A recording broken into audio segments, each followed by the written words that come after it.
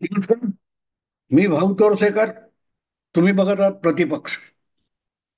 मित्रांनो, जगात घडणाऱ्या ज्या घडामोडी असतात त्या घडामोडी परिस्थितीनुसार सुद्धा बदलत असतात.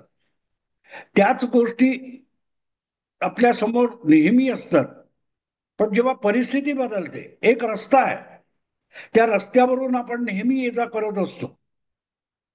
पण तोच रस्ता पावसाळ्यामध्ये काही ठिकाणी धोकादायक होऊ शकतो. आपण बघतो ना, हायवेवर बोर्ड लावलेला असतो की पावसाळी हवा आहे, गाड्या घसरण्याची, स्लीपर्स होण्याची शक्यता आहे, सावधानतेने चालवा वगैरे वगैरे. रस्ता तोच असतो, पण निसर्ग बदललेला असतो, परिस्थिती बदललेली असते. आणि त्यामुळे त्या परिस्थितीनुसार जर तुम्ही वागणार नसाल तर मग तुम्ही स्वतःला संकटात घेऊन जाताय, असा त्याचा अर्थ असतो. आणि म्हणून मग पावसाळ्यात त्याच रस्त्यावरून आपण सावधपणे गाडी चालवायची असते. हे मी का सांगतोय की परिस्थिती भोवतालची काय आहे ते बघूनच त्या त्या वेळचे निर्णय घ्यायला लागतात. त्यामुळे आज पहलगामच्या हत्याकांडानंतर जी परिस्थिती भारत आणि पाकिस्तान यांच्या दरम्यान चालू झालेली आहे, त्यामध्ये अनेक गोष्टी लक्षात घ्यायला लागतात. की आजपर्यंत भारत आणि पाकिस्तान हे दोन्ही अणुसज्ज देश आहेत, म्हणून एक हे होतं परिस्थिती. आज ती राहिलेली नाही. यापूर्वी अनेकदा गेल्या 20-25 वर्षामध्ये जेव्हा जेव्हा भारत पाकिस्तान यांच्यामध्ये संघर्षाचा काळ आला, तेव्हा तेव्हा जगातले अनेक महत्वाचे आंतरराष्ट्रीय संस्था, संघटना हस्तक्षेप करायच्या की बाबा, तुमच्यातल्या ह्या भांडणामुळे चुकून जर अणुयुद्ध सुरू झालं तर सगळं जग अणुयुद्धाच्या खाईत ओढलं जाईल. तेव्हा एकमेकांना समजून समोरासमोर बसा, कोणाला तरी मध्यस्थी घ्या, पण लढाई करू नका, यासाठी आग्रह धरला जात होता. आज परिस्थिती उलटी आहे. आज परिस्थिती उलटी आहे.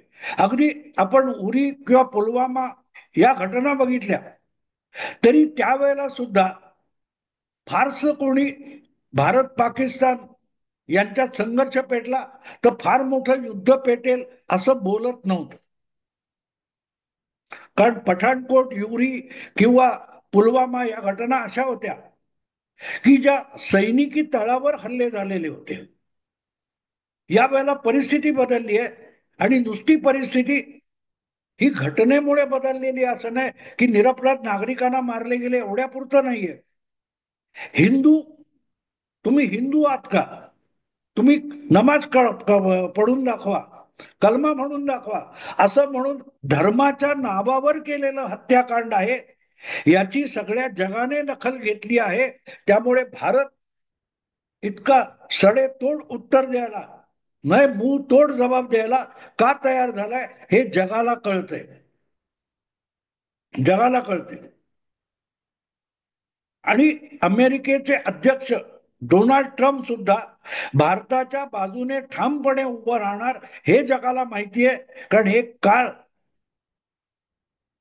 डोनाल्ड ट्रम्प यांनी अगदी सौदी अरेबियामध्ये जाऊन समोर सगळे अरब आणि मुस्लिम देशांचे राष्ट्रप्रमुख बसले असताना मारला जाणारा त्याच्याविषयी सहानुभूती असली पाहिजे, तो कुठल्या विचाराचा आहे याच्याविषयी नसली पाहिजे.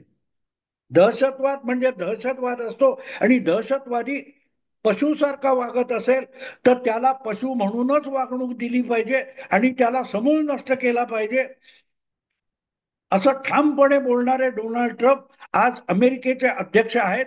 आणि ते राजरोसपणे मोदी हा माझा दोस्त आहे असं पण म्हणतात.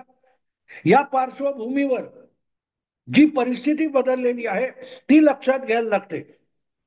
पाकिस्तान, अमेरिकेचा एफबीआयचा प्रमुख काश पटेल नावाचा चक्क एक भारतीय वंशाचा माणूस आहे. आणि आपल्या पदाची शपथ घेताना तो जय श्री कृष्ण असंही म्हणतो.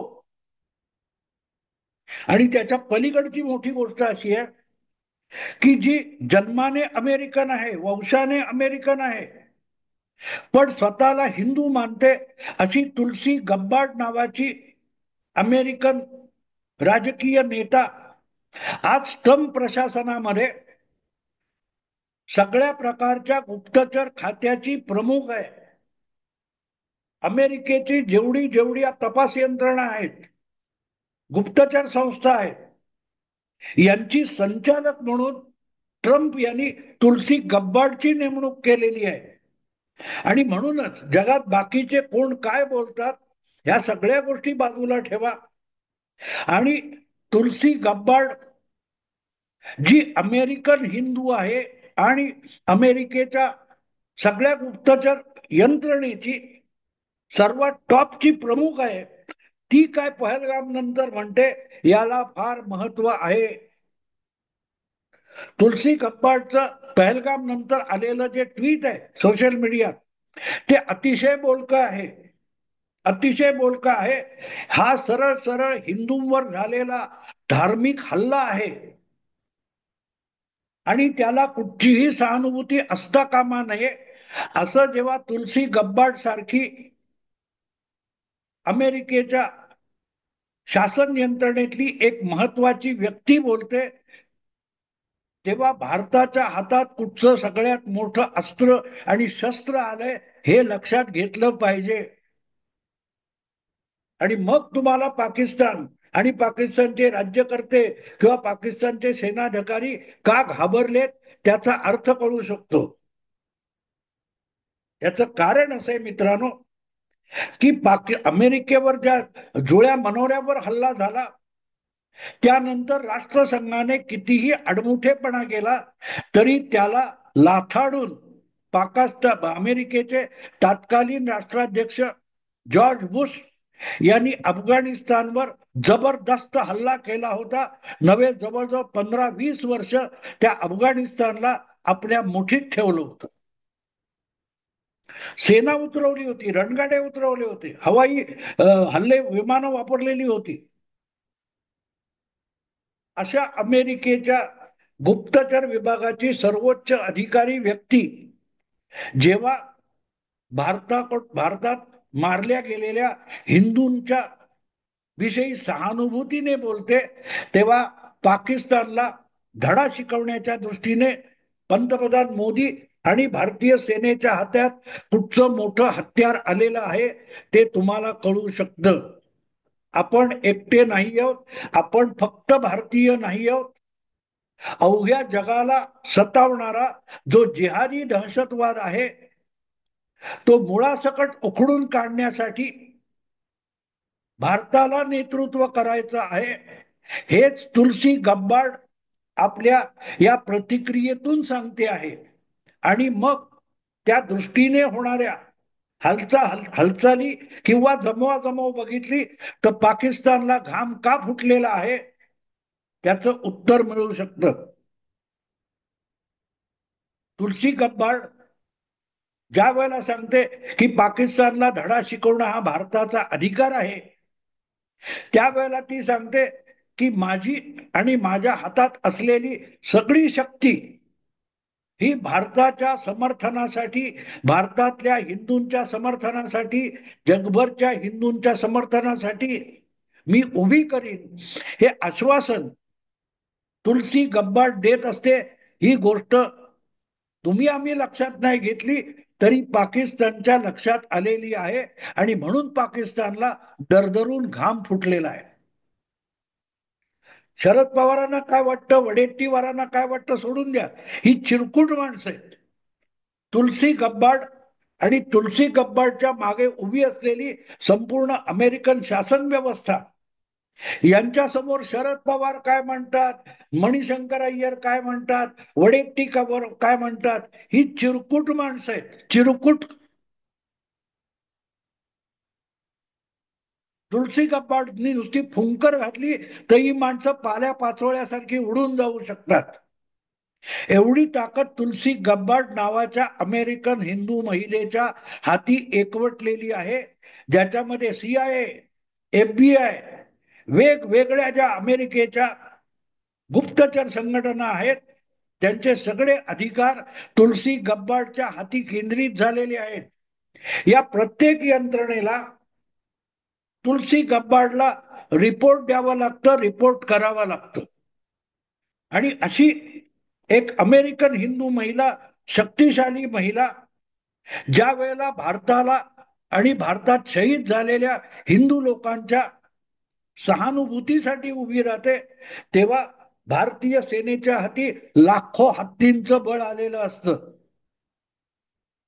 भारताचा एक एक सैनिक पाकिस्तानच्या जिहादीपेक्षा आणि पाकिस्तानच्या सैनिकापेक्षा हजारो पटीने बलशाली होतो, बाहुबली होतो. आणि म्हणून वाकी कचरा लोक खूप सांगत असतात आपल्या चॅनेलवर, तर रोजच्या रोज गटार वाहिल्यासारख्या काही खुळचट युक्तिवाद आणि डिबेट चालतात. ते सोडून द्या. काय ऐकायचं असतंय आपल्याला कळलं पाहिजे. तर आपल्याला नेमकी परिस्थिती काय आहे आणि त्या परिस्थितीचे परिणाम काय संभवतात याचा अंदाज येऊ शकतो. मला वाटत नाही भारतीय माध्यमामध्ये कोणीही किंवा चॅनेलवर कोणीही तुलसी गब्बाड आणि तिच्या सोशल मीडियावर चर्चा सुद्धा केलेली नाही. आणि ही तुलसी गब्बाड ही जन्माने भारतीय किंवा भारतीय वंशाची नाही, हे लक्षात घ्या. ती त्या अलास्का वगैरे काय म्हणतात त्याला, होनुलुलू वगैरे तिथली आहे, पण ती आई आई तिची कन्वर्ट झाली आणि ही कन्वर्ट झाली आणि ती स्वतःला हिंदू मानते आणि हिंदूंचा जगण्याचा अधिकार म्हणून उभी राहते. आणि आज आपल्या हाती असलेले सगळे अधिकार घेऊन ती जेव्हा भारताच्या पाठीशी उभी राहते, तेव्हा त्याला फार मोठं महत्व येत असतं. फार मोठं महत्व येत असतं. आणि याचा अर्थ ज्यांना युद्धशास्त्र कळतं, संरक्षण हा विषय कळतो, त्यांना कळेल की अशी सहानुभूती किंवा असं सोशल मीडिया मधली पोस्ट सुद्धा कोणाच्या सैन्याची ताकद वाढवते आणि कोणाच्या सैन्याची पॅन्ट ओली करू शकते, हे जाणकारांना कळू शकतं. पण त्याच्यावर बोलण्यासाठी आपल्या या चॅनेलवर जे काय मूर्ख अँकर बसलेत त्यांना ते कळणार सुद्धा नाही. या छोट्या छोट्या गोष्टी असतात.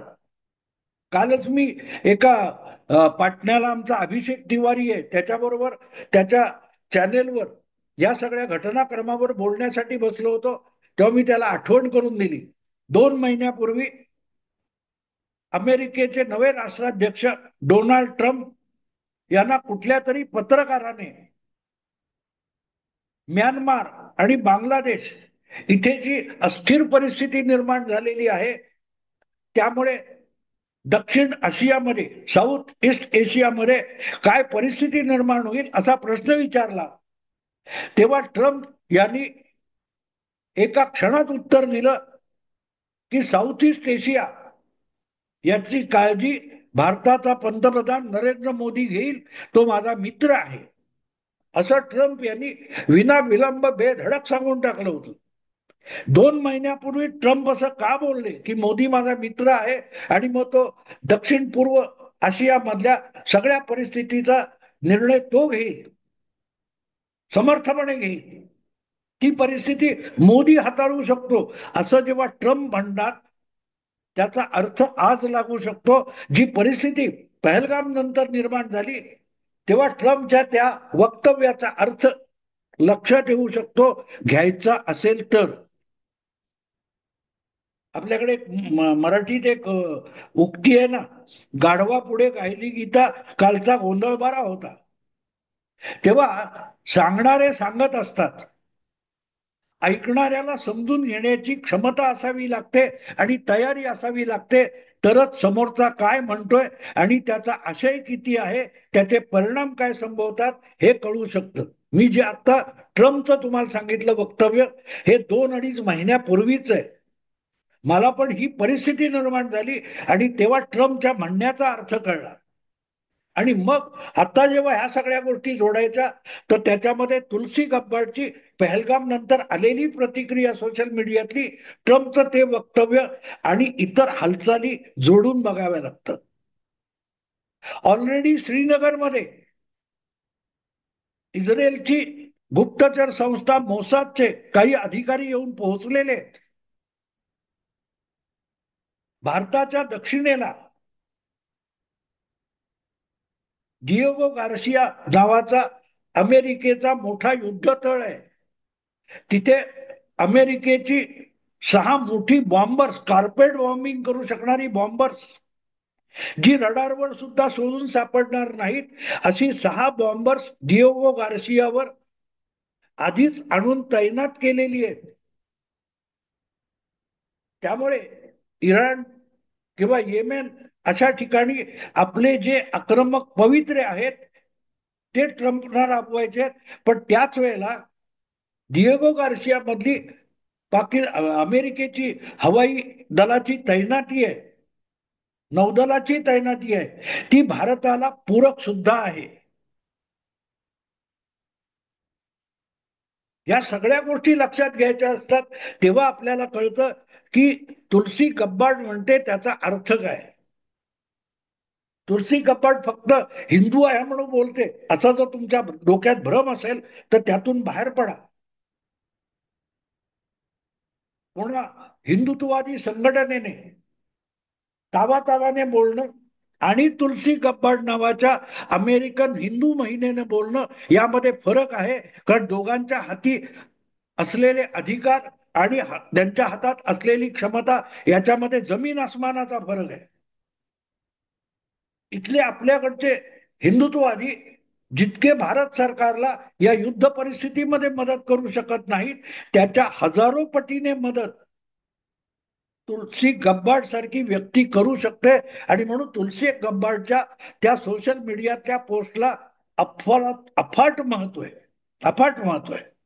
हा, ते समजून घेण्याची क्षमता आपल्याकडच्या पत्रकारांना आणि माध्यमांना असायला पाहिजे. ती असती तर आज माध्यम ही प्रभावशाली राहिली असती, झाली असती. पण आज माध्यम रसातळाला गेलेली आहेत. कारण त्यांनी स्वतःचीच विश्वासार्हता संपवलेली आहे. त्यांचं आकलन संपलेलं आहे. त्यामुळे निर्बुद्ध पोपटपंची करत बसतात. कुठचं तरी एक काहीतरी पकडायचं वाक्य, संजय राऊत काय बोलले, रॉबर्ट वाड्रा काय बोलला, मणिशंकर अय्यर काय बोलला किंवा राहुल गांधी काय बोलला, त्यांना तुलसी कब्बाड हे कदाचित माहिती सुद्धा नसेल. असो मित्रांनो, आता इथेच थांबतो. आवडलं लाईक करा, शेअर करा आणि प्रतिपक्षाला सबस्क्राईब करा. नमस्कार.